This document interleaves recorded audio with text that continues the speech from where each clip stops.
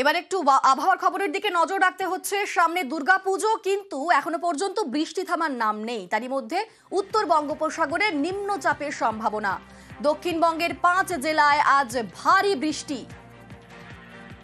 দক্ষিণবঙ্গের 5 জেলায় আজ ভারী বৃষ্টি এবং দক্ষিণবঙ্গে বৃষ্টি চলবে বৃহস্পতিবার পর্যন্ত। তবে ঠিক কি আপডেট দিচ্ছে আলিপুর আবহাওয়া দফতর, আমাদের সঙ্গে বিশ্বজিৎ রয়েছেন, প্রতিনিধি বিশ্বজিৎ ভালো বলতে পারে। বিশ্বজিৎ, একদমই উত্তর পূর্ব বঙ্গোপসাগরে যে ঘূর্ণাবর্তটি রয়েছে সেটি আজ নিম্নচাপে পরিণত হবে। তবে এই নিম্নচাপের প্রভাবে যেমন মৎস্যজীবীদের সমুদ্রে যেতে নিষেধ করা হয়েছে বুধবার পর্যন্ত, তেমনি বৃহস্পতিবার পর্যন্ত বিক্ষিপ্তভাবে বৃষ্টি চলবে দক্ষিণবঙ্গের বিভিন্ন জেলাতে।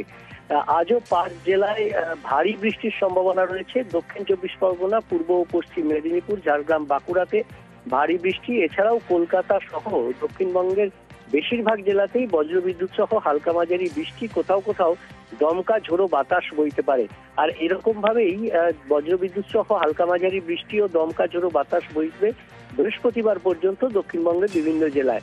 এবং একই সঙ্গে আর্দ্রতাজনিত অস্বস্তি থাকবে, কারণ প্রচুর জলীয় বাষ্প ঢুকছে, তাই বৃষ্টি না হলেই অস্বস্তি আরো বাড়বে। বেশ, ধন্যবাদ বিশ্বজিৎ। তারই পাশাপাশি উত্তরবঙ্গের ওয়েদার আপডেটের দিকে নজর রাখবো। উত্তরবঙ্গে আজ ও কাল ভারী বৃষ্টির পূর্বাভাস রয়েছে। ঠিক কি আপডেট দিচ্ছে হাওয়া অফিস, আমাদের সঙ্গে পার্থ রয়েছেন। পার্থ, একেবারে দেখো, আগামী দুদিন কিন্তু বেশ কয়েকটি জেলা, বিশেষ করে পাহাড়ি এলাকা তো বটেই, সমতল বেশ কিছু জেলায় কিন্তু ভারী থেকে অতি ভারী বৃষ্টির পূর্বাভাস রয়েছে। এবং আজ সকাল থেকে আকাশ মেঘলা রয়েছে গোটা উত্তরবঙ্গ জুড়ে।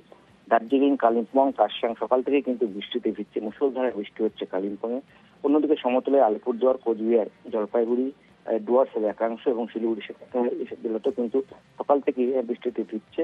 এবং বেলা বাড়ার সঙ্গে সঙ্গে কিন্তু বৃষ্টি বাড়ে। বিশেষ করে রাতের দিকে কিন্তু ভারী বৃষ্টির সতর্কতা রয়েছে উত্তরবঙ্গের সমতলের এই একাংশ। বেশ, ধন্যবাদ পার্থ।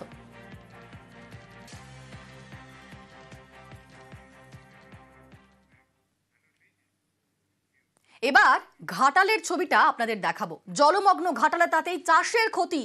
আমন ধান, পাট চাষে ব্যাপক ক্ষতি। জমা জলে জমির ফসল জমিতেই নষ্ট। বিঘার পর বিঘা জমির পাট ধান চাষে ক্ষতি। সামনেই পুজো, দুর্গাপুজোর মুখে দুর্ভোগে ঘাটালের চাষিরা। জলমগ্ন ঘাটালে চাষের ক্ষতি, আমন ধান, পাট চাষে ব্যাপক ক্ষতি। এবছর প্রায় 3 বিঘের মতন পাট চাষ আমার ছিল।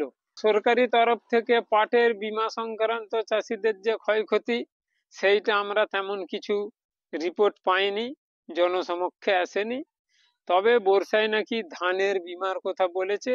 অনেক চাষি শস্য বীমার জন্য ধানে ফর্ম নিয়ে জমা টমা করেছে। হ্যাঁ, মেনলি বন্যার কারণে প্রচুর ক্ষতি। ইতিমধ্যেই পাট চাষের জন্য যা বীমার কাগজপত্র বা যা কিছু ফর্ম ফিল আপ, এগুলো অলরেডি হয়ে গেছে। আর আমাদের ব্লকে ইউনিট ধরা হয়। এখানে ঘাটাল ব্লকে প্রায় 350 হেক্টর জমিতে পাট চাষ হয়েছিল।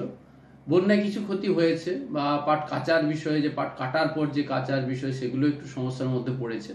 যেখানে যা সমস্যা হয়েছে বা ক্ষয়ক্ষতি হয়েছে, এটা আমাদের কৃষি দপ্তর ওয়াকিবহাল আছে, তারা দেখছেন। ইন্স্যুরেন্স যারা করেন, যারা ইন্স্যুরেন্স দেন, তারা দেখবেন, স্যাটেলাইট ইমেজ দেখবেন, অন্যান্যভাবে দেখবেন। নিশ্চিতভাবেই যদি ক্ষয়ক্ষতি হয়, পাট চাষের জন্য পাট চাষি ভাইয়েরও ক্ষতিপূরণ পাবে।